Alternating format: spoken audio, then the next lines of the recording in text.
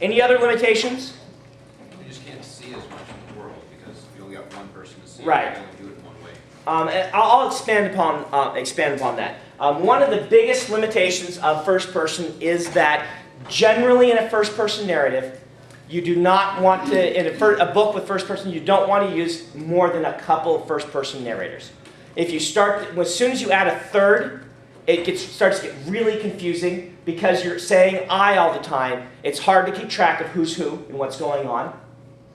And those voices will have to be incredibly distinctive in order to keep that balanced. And so the more viewpoints you add, the worse first person tends to work.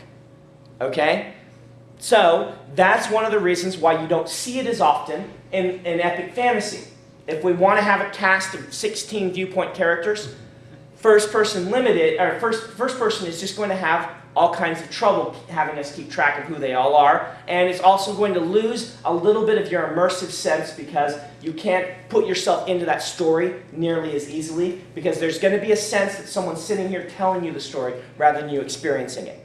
So, first person, there are definitely good reasons to use it. There are great books written in first person. Anyone read Name of the Wind by Patrick Rothfuss? Yes. That's a book that uses first person narrative to a great deal of success. And like I said, a lot of YA uses first person narrative. The reason for that being, YA does tend to focus on one character. And in YA, your character's voice, who they are, is one of the most important things in the book. Your character's voice is more important than the immersion of the world. Believing that character is real and that they're someone you can know. And because of that, it's become the default, but not like 90% of them. But I'd say like 65% of the YA books you'll see are a first-person narrative. One character. Anytime you're using only one character as your viewpoint character, first person should be an option that you should look at and say, maybe I should tell this in first person because you can get that one character across so well. All right. Third person, let's do omniscient first. So, third person omniscient gains us some things. By writing an omniscient, now we are able to have a huge, enormous cast of characters, and you give viewpoints from all of them. Omniscient is the viewpoint where you pretend it's almost like you're a body snatcher. Whoever's on stage at the moment, you are seeing through their eyes. And when someone else walks on stage, you're able to see through their eyes at the same time. I think the best book I've read that does this is indeed Dune. If you want to write omniscient, I would suggest using Dune as a model. I actually wouldn't suggest Lord of the Rings.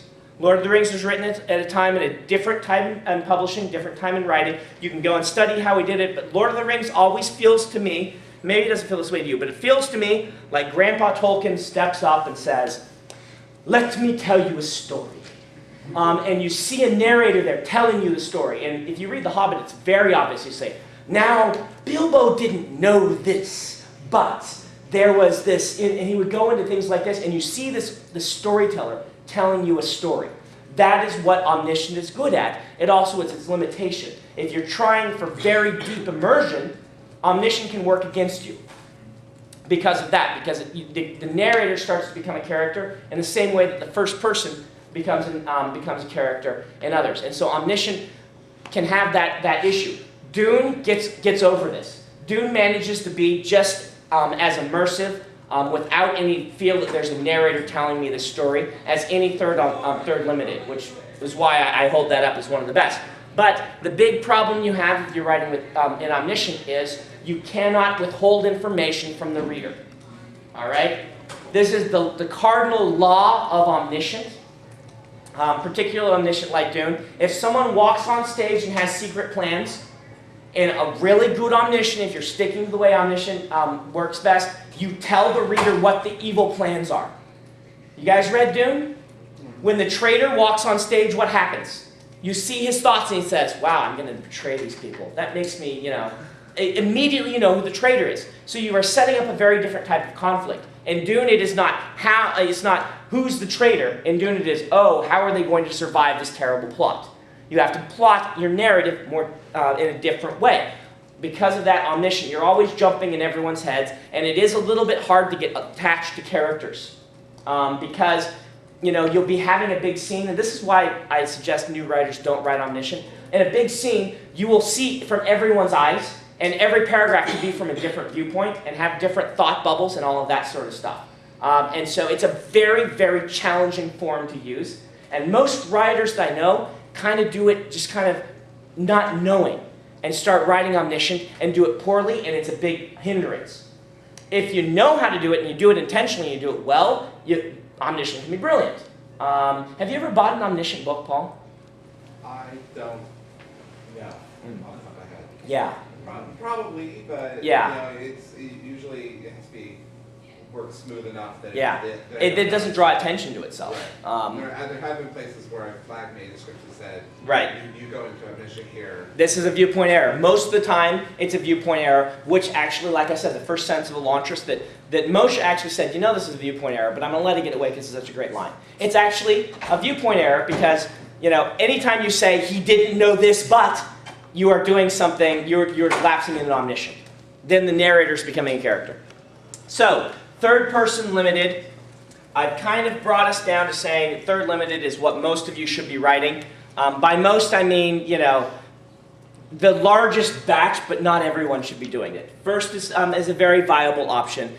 Third is a kind of viable option. But most of you should be writing third person limited. Third person limited is a challenging form to get right. But when it works beautifully. What third person limited is, for a given scene, you will pick one character, and that is your viewpoint character for that scene. And at that point, you only see what they can see. You only know what they know. And if you ever want to show something else, you put a line break in and switch to another character and establish that's their viewpoint from there on. Or even better, you have a new chapter, which has a new character. All right? This is how we use the third person limited. Now, the third person limited it's my favorite of the forms. It's the form that Robert Jordan used, it does a lot of great things. I feel that it's almost as good at creating a character voice as first person is, but it allows you to have a huge cast. It is not confusing like omniscient is, and it allows you to use some of the tricks of unreliable narrator that first person does without betraying the reader. It allows you to do a lot of these things. It's like a grab bag of all the best stuff of everything without the confusing things. And so being able to write a really brilliant third-person limited, if you can do that on your first page, that's what, mixed with the things I talked about before, that is what I guarantee will get an editor to turn to the next page. Let's get inside the mind of an editor. Sorry, Paul. Right here when they're looking at this first page. I worked on a magazine for a while. I've done this a little bit. I've read a lot of new writers' writing. One question I get from new writers on occasion is, should I register the copyright on my own story? Should I be worried that they're going to steal my book from me? I have this great idea. Will they steal it? Well, what you've got to keep in mind, this is actually, you know, this might be a little bit different in Hollywood. I've heard that it is different in Hollywood, that you always want to register your script with the Writers Guild and things like that. But in New York, generally, because books, in particular our genre, we rely on authors as blockbusters, not novels as blockbusters, generally. Particularly in science fiction and fantasy. An author will grow a fan base, and then the fans will read that author's work. In the film industry, it's blockbuster driven. You release a new big blockbuster, and you hope that every film is going to be a big blockbuster to fund all the ones that are going to flop. And you don't have that time to build. You release it, and you hope it's huge, and you want to make it huge. In general, we're talking about, we're not talking about indie films and things like that. With books, that's not necessarily the case. What they're looking to do is grow an author to the point that they become the blockbuster. All right? You have years to make a blockbuster author. J.K. Rowling did not become one until book 3. Twilight didn't become one until book 2 had been out for a while. Blockbusters happen in books over a long period of time.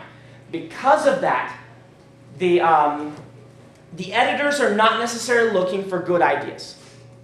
They're looking for good ideas mixed with an author who could write. They see a ton of great ideas pass their desk every day. And any one of them could be a great book, could make a great book in the hands of the right author. And so what they're looking for is, yes, there are some good ideas that are better than other ideas, but ideas are cheap, all right? Jim Butcher tells a story. And you heard the story of Codex Alera, where it came from? Anyone heard this story? You've heard the story. Okay, good. It's an awesome story. Jim Butcher, before he was a published writer, he is now a #1 New York Times bestseller, by the way. Before he was a published writer, he was on a writer's forum engaging in an argument with another aspiring writer about this topic. The aspiring writer was saying that ideas are the most important.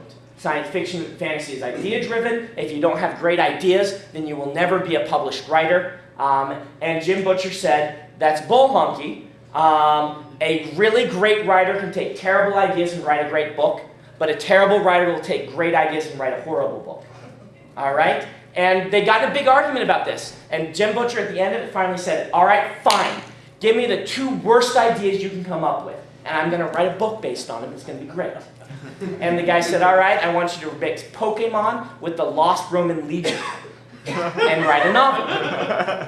And he wrote a novel that became the Codex Alera series, which is now a New York Times best-selling series about a world where the world is kind of a lost Roman colony sort of thing. It's all Romanesque, where they captured these forces called Furies and used them to fight and to gain superpowers and all these things. It's essentially Pokemon for adults. And he mixed these ideas and wrote this great book series. Now, there are some really bad ideas. There really are. The sorceress. That's on tape. You didn't hear that from me. Yeah, no, it's okay. Everyone, anyway. There are some ideas that your editors will say, let's not make it so that every woman in the world is evil, please. Something like that. But in general, ideas are going to be cheap. They're going to pass, across the editor's desk. They are looking for writing skill. All right? And so that's why your first test is to get past those first pages and prove that you can do viewpoint and description and that you can interweave your good ideas with a good narrative. Your character is going to be extremely important also. I can't downplay that, but getting the character across to him or her in that first page is really going to be more about viewpoint and about description and how you work in your infodumps than anything else at that point. Now, once they get through those first few pages and you've proven you can write, at that point you're going to have to establish that you can do pacing and that you can do plotting and that you can do a compelling character. But I found something interesting when I started, when I broke in to writing, publishing. I talked to my editor and my agent, and they both spoke about books in an interesting way. When I would ask them what they thought of my book, they would never respond in the I like it or disliked it. They never used those words. I still don't ever hear them use those words. When I ask them about other writers' writing, they don't ever use those words. The words they use are, well, this will take this much work. This will take this much work. They look at a book and by how much work it's going to take for them to make this book publishable. All right? That's a different way of thinking about fiction. I'm sure not all editors think that way, but both my agent and my editors talked this way. How much work is it going to take for me to help the author make this publishable? And so, at that point, they can fix things. A bad ending is not a big deal that I've noticed to most editors. If they've gotten to the ending, they're probably going to buy the book, or at least going to try to buy the book. And if the ending is really bad, that might affect it, but for the most part, they can fix an ending. They can come up with an idea and say, oh no, we want to do this, let's work through this, let's talk through a better way to do this. They can't fix this without having you write for several years to practice. And they can't fix some of those middle things that I just mentioned that I don't have really time to go over. What's my lecture tomorrow on? Anyone know? Plotting. Plotting. Okay, I can help you with plotting then. We'll talk about pacing and plotting tomorrow.